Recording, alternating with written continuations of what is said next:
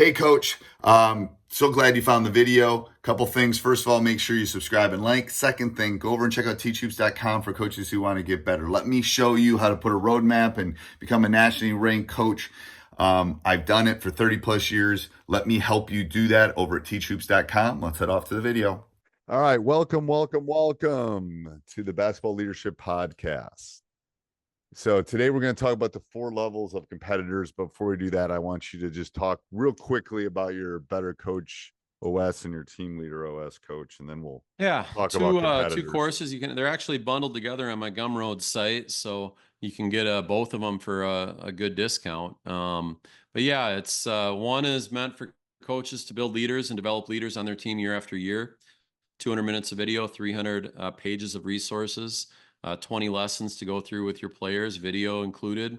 And then my Better Coach OS is really for coaches to be a better coach and build a better team. It's everything that I've learned over my long career in coaching and leadership put into a course. And it's 10 modules, 36 lessons, 5 hours of video, all great things for coaches.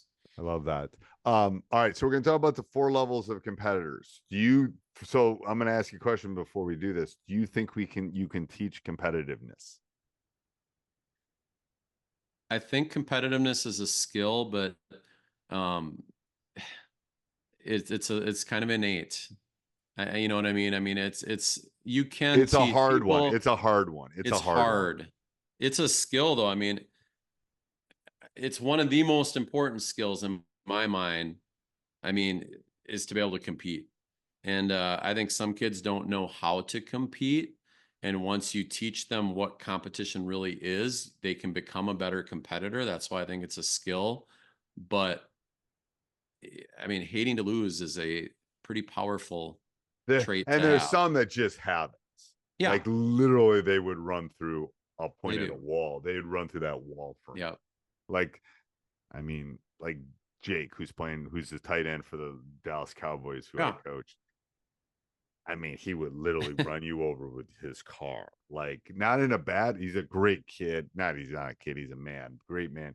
But he is competitive. Like, yeah, it is like, I'm sorry. I like my former player that's at Iowa State this year, and you know, they're just starting workouts this summer. I mean, when we're recording this, it's the middle of summer, and the one thing in talking to him is he's one of the most competitive kids on the team. And they're early in the year, I think being a little selective, not putting them with other really competitive kids going against each other right away because, you know, they're trying to build a team. And it reminded me to when Nate was in high school, because Nate and Reed Gassner, both kids that ended up playing college basketball, great friends growing up. But man, when we put them against each other, I mean, I had to contain it. I mean, I couldn't do it very often. I had to be very selective because, I mean, it just got so competitive. And it's like my really competitive teams, before we talk about this, I couldn't practice for more than an hour and 10 minutes. Like, I mean, I was like, I had to call. It's like there are numerous times I looked at my coach, I go, someone's gonna get hurt. Someone's gonna get hurt. Yeah. It's just, I can't do this. Like, we've got everything we need. Let's send them home. And then they're fine. Then they're in the locker room, they're joking around, blah, blah, blah. But it's like, I know, it's crazy. And that's when you know you have something. It's something special. I mean, yes, you do. So, all right. So the 4 levels of competitors. Yeah, this is from Robert Saleh. I don't know how to pronounce his last name, Saleh or Saleh, the New York Jets head coach. This is he was on Hard Knocks last year, and he gave this great speech that went public on the 4 levels of competitiveness. And what I love about it is they're showing it in Hard Knocks, and you got all these NFL players, and they're all sitting there taking notes. And one of them was Aaron Rodgers, right? And it just goes to show that it doesn't matter who you are, that the best ones are always trying to learn and get better. And so Robert Saleh is talking about these 4 levels of competitors. And number 1 is the survivor. This is the lowest level. The survivor just tries to get by. They take the easy way out. If you say you're doing 5 reps, they're doing 5 reps. They kind of bring a minimalist, mentality to the team. And again, that's kind of contagious to others, and they can kind of sabotage a culture because of it. The next step is the contender. And the contender needs external motivation to push them.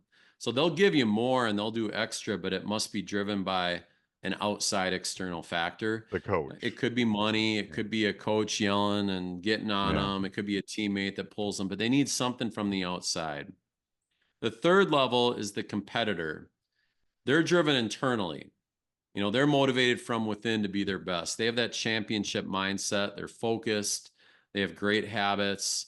They're constantly looking to grow and learn, and they're very coachable. And then the final level of competitor is the commander.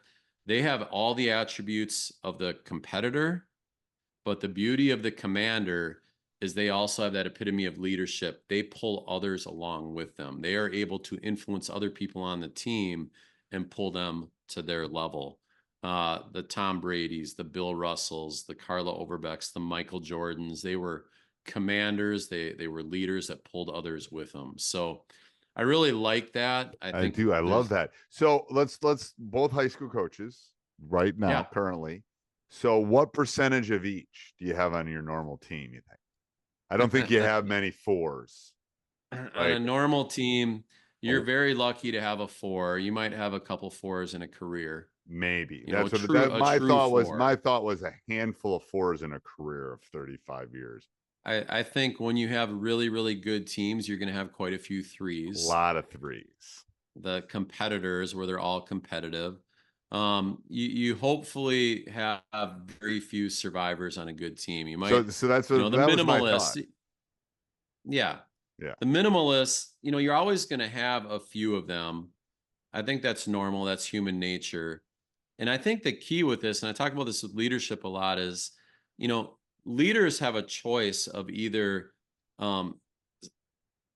having peer pressure pull them down to mediocrity or pulling people up to a standard. Right. And really, you've got that survivor mindset with some kids on a team, and they want to do as little as they can. Right. And if they have enough influence to pull leaders down, you get a very mediocre team. Yep, you do. But it's like, I think the great teams that I've had have had a lot of 3s and not many 2s. And the ones are ignored, basically. Like they're just like, they're non-factors. They're non-factors. And then they impact the team in other ways. They might be great bench people. And they're great guys, and they're minimalists. They're the funny guy. They're the funny guy kind of thing. Yeah. You know, they'll crack the joke, or coach will trip and they'll say something. But when you have a 4 and only and the thing is, 2s want to be 3s a lot of time, in my opinion. They really do. So the 3s pull them off. Yep. They just don't know. Like they go, whoa. And then, you know, do they become 3s? I think they can be. Yeah. And I think I've had at least one 3 that's become a 4 through the 4 years of being with me from freshman to senior year. He was probably a 2 at the start because he was a freshman. He went to a 3, and then he was a 4 by the time he was a senior and played professionally and whatever. But it's like part of that 2 is that you didn't want to step on any toes, and you don't want to back. And no, I think that's I think you got to look at your roster when you're picking your roster too. Think about where they fall within that window. Absolutely. I love that. You don't want 5 1s. You do not want 5 1s. No. It's also a great tool you can share. And again, I wrote a newsletter post on this, so you could search for it. But I mean, it's a great thing to share with kids because it's a progression that they can visualize. They can reflect, where are you at? Where do you want to get? How do I get there? And I love that. I'm going to challenge the coaches that are listening to this. This would be a good preseason thing. Even has nothing to do with X's and O's. Has nothing. You can. And I'll put a link to it in the show notes. Yeah, it does have some profanity in it, but it's a good video. So and then I'm going to have you. Can people find your own newsletters? How do they do that? Like, let's say someone wants to see the newsletter you talk about this. Yeah, I'll put a link in the show notes. Put a link. It's a free. I encourage everyone to sign up for it. Free weekly newsletter Thursday mornings. I've been writing it for 2 years. I haven't missed a week in over 2 years. So it's always something good. Commitment, you know, it's commitment. Yep. You're a competitor. That's right. I know. All right. Thanks, Coach. Thanks, Coach. Hey, Coach, so glad you enjoyed the video. I hope you enjoyed it a lot. Actually, if you did, subscribe and like, and then go over and check out teachhoops.com for coaches who want to get better.